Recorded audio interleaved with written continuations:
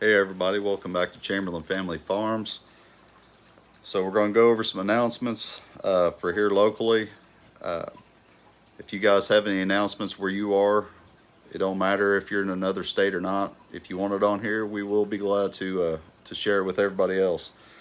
So there is a swap meet at the Hayden Hub in Hayden, Indiana on October 7th.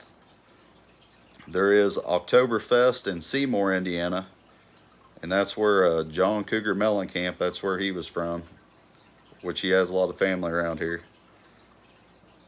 The first weekend of October is when that is, and it is every year. Comiskey Fall Festival in Comiskey, Indiana, is the 15th through the 17th of this month. So a lot of festivals going on. It's coming on fall, so let the fun times begin. So we are going to rent a Highland bull to breed Violet and Cinnamon. If you guys seen our previous videos, Violet and Cinnamon, they are half miniature jerseys and Black Angus cross. And we decided we are going to breed her with a bull our neighbors got. So this is going to be kind of a short video, but it is kind of an important topic that a lot of people don't talk about. Is it better to rent or buy? And I mean anything. Anything from a rooster to a bull or a horse or something like that. Is it better to buy or rent?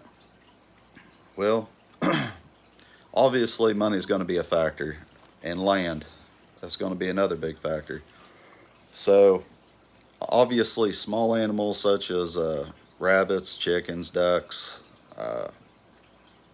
maybe even goats and sheep and stuff like that, they're not as costly as the big animals, horses and cows, and people have camels and stuff like that too around here. So it's not as costly. Granted, a sheep and a billy goat, they're going to be a little bit more expensive. I mean, as expenses, I mean like feed, vet bills, warming them. I mean, you do have to take time away to take care of these animals as well. So time is also a thing. But, and I'm not knocking to actually owning or disowning an animal. Like I said, it's just everybody's got their own opinion, and everybody's got a different setup. So here we actually own our own billy goats, and we own our own rams, of course, or male rabbits and chickens and stuff like that. It's nice to be able to have an animal on hand whenever we feel like it. We can take them out there and breed them, and of course you can figure out when the gestation of that animal is, when they should be having the babies. And we don't have to wait on people. We got one initial cost. I mean, yeah, we have to pay the feed and all that, but for the most part, the sheep and goats, they pretty much just forage. I mean, we do give them some grain supplements and stuff, but mostly it's just forage. So it's not really costing us a whole lot on that. And again, it just depends on your land too, because I mean, if we didn't have some acres and some woods and stuff like that, it would cost us quite a bit in feed, especially with the feed price going up. A pro of not owning it or renting it would be your genetics too. So if you own your own animal, you only have one bull or sheep, whatever, you're going to end up breeding that animal over and over and over again. Yeah, you can sell it and everything, but you may have a hard time selling that animal, finding the right buyer. And of course, age is going to make a difference, and you may not get your money back on your investment as much. So by renting a bull or a horse or sheep, pig, whatever, you can decide, well, I'm going to go and I'm going to have so-and-so down the road, I'm going to have his animal come, or bring your animal to him for so amount of dollars. And then maybe the next time you'd be like, okay, well, I'm going to go down here to Jim Bob and I'm going to, rent his bull. And therefore, not only you're not taking care of the vet bills and all that stuff, but you're also able to choose different avenues. So you can keep breeding your your heifers and your ewes and stuff like that without having to worry about inbreeding so much. Which I'm not saying inbreeding is completely bad, because there are times whenever you do want them genetics from that bull to be dominant, and sometimes inbreeding a brother or sister or even the father and the daughter of an animal, that will put them genetics in there more. And then you go to a different animal, you know. There is other options though. There is artificial insemination. Obviously, you wouldn't want to do that to a chicken or rabbit. It just wouldn't be worth it as far as financially. Semen, you can order semen anywhere from like $200 to $2,000, and if you don't do it yourself, then you're gonna have to pay a vet.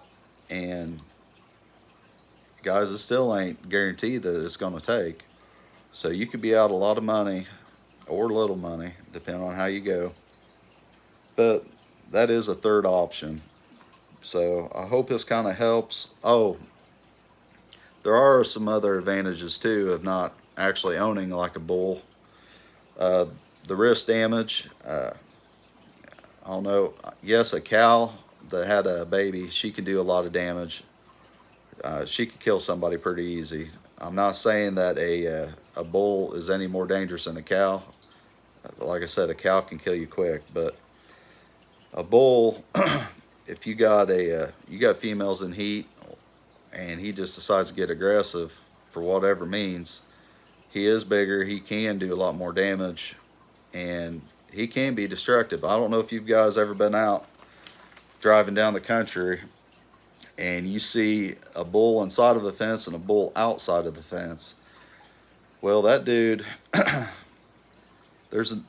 means one of them bulls got out of somebody else's fence and came down the road, you know, because he wanted them ladies.